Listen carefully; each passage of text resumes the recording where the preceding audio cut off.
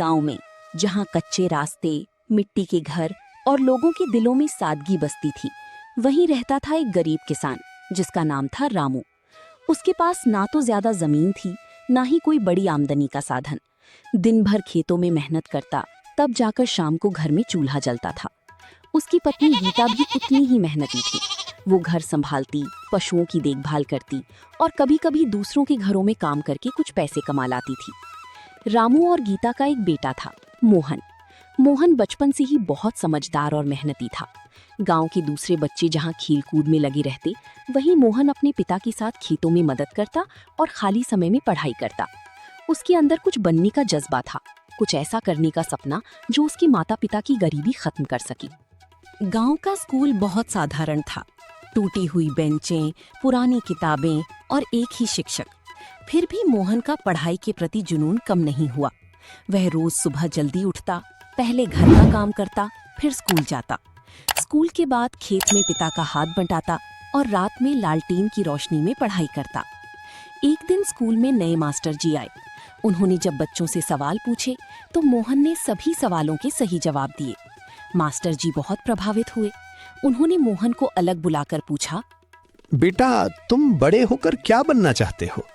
Master जी, मैं बड़ा आदमी बनना चाहता हूँ ताकि अपने माँ बाप की गरीबी दूर कर सकूं। मास्टर जी ने उसकी आंखों में चमक देखी और समझ गए कि ये लड़का कुछ कर सकता है। उन्होंने मोहन की मदद करने का निश्चय किया। वे उसे अतिरिक्त समय देकर पढ़ाने लगे, उसे नई किताबें लाकर देने लगे। लेकिन जिंदगी इतनी आसान नहीं थी। एक साल गांव में भयंकर सूखा पड़ा, फसलें खराब हो गईं। रामू के पास न तो खाने के लिए अनाज बचा और ना ही पैसे। हालत इतनी खराब हो गई कि 2 वक्त का खाना भी मुश्किल हो गया। एक रात रामू ने गीता से कहा, अब हम मोहन की पढ़ाई नहीं करवा सकते, हमें उसे काम पर भेजना पड़ेगा। ये सुनकर गीता की आंखों में आंसू आ गए, लेकिन मजबूरी थी। अगले दिन जब मोहन को ये बात पता चली तो वो चुप हो गया। उसके सपने जैसे टूट गए, लेकिन उसने अपने माता पिता से कुछ नहीं कहा। वो समझ गया था कि हालात ही ऐसे हैं। मोहन ने पास के शहर में एक चाय की दुकान पर काम करना शुरू कर दिया। सुबह से रात तक वो काम करता, बर्तन धोना, चाय बनाना, ग्राहकों को चाय देना। लेकिन उसने पढ़ाई नहीं छोड़ी। वो रात में थकने के बावजूद किताबें खोलता और पढ़ता रहता। चाय की दुकान पर कई तरह के लोग आते थे, कुछ अच्छे, कुछ बुरे। कई लोग मोहन का मजाक उड़ाते, कहते, इतना पढ़ लिख कर क्या करेगा, चाय ही तो बेचनी है। लेकिन मोहन इन बातों पर ध्यान नहीं देता। एक दिन दुकान पर एक बड़े अधिकारी आए। उन्होंने देखा कि एक छोटा लड़का काम के साथ साथ किताब पढ़ रहा है। उन्होंने मोहन से पूछा, तुम पढ़ाई क्यों कर रहे हो? सर, मैं अपनी किस्मत बदलना चाहता हूँ। उस अधिकारी को मोहन की बात बहुत पसंद आई। उन्होंने उसकी मदद करने का फैसला किया। उन्होंने मोहन की पढ़ाई का खर्च उठाया और उसे एक अच्छे स्कूल में दाखिला दिलवा दिया। अब मोहन के जीवन में नया मोड़ आ गया। उसने पहले से भी ज्यादा मेहनत शुरू कर दी। दिन रात पढ़ाई करता, हर विषय में अव्वल आने लगा। धीरे धीरे वो स्कूल का सबसे होनहार छात्र बन गया।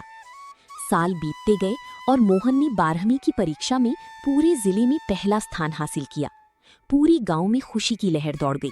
लोग जो पहले उसका मजाक उड़ाते थे, अब उसकी तारीफ करने लगे। मोहन ने आगे पढ़ाई जारी रखी और कड़ी मेहनत के बल पर एक बड़ी परीक्षा पास की। अब वो एक बड़ा अधिकारी बन चुका था। जब वो अपने गांव लौटा तो वही टूटी फूटी गलियां, वही मिट्टी के घर, लेकिन अब सब कुछ अलग लग रहा था। उसने सबसे पहले अपने माता पिता को गले लगाया। उनकी आंखों में खुशी के आंसू थे। एक दिन वही मास्टर जी जिन्होंने मोहन को बचपन में पढ़ाया था, उससे मिलने आए। उन्होंने कहा, मुझे तुम पर गर्व है बेटा। मोहन ने मुस्कुराते हुए कहा, अगर आपने मुझे सही रास्ता नहीं दिखाया होता तो मैं यहाँ तक नहीं पहुँच पाता।